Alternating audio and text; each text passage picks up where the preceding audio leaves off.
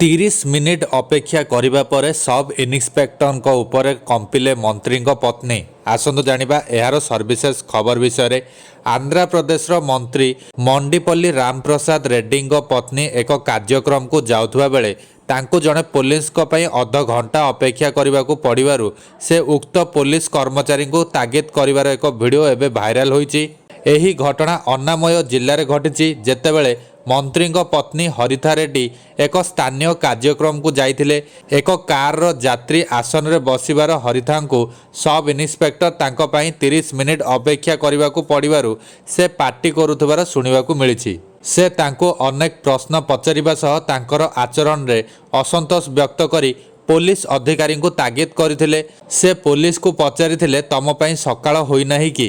ତୁମେ ଡ୍ୟୁଟି ଆସିଛ ନା ବାହାଘର ଭୋଜି ଖାଇବାକୁ ଆସିଛ? ତୁମ ପାଇଁ ମୁଁ ଅଧଘଣ୍ଟା ହେଲା ଅପେକ୍ଷା କରିଛି। ତୁମକୁ କିଏ ଦରମା ଦେଉଛି? ଭିଡ଼ିଓ ଶେଷରେ ସବ୍ ଇନ୍ସପେକ୍ଟର ହରିଥା ରେଡ୍ଡୀଙ୍କୁ ଅଭିବାଦନ ଜଣାଇ ସ୍ୟାଲ୍ୟୁଟ୍ ମାରିଥିଲେ।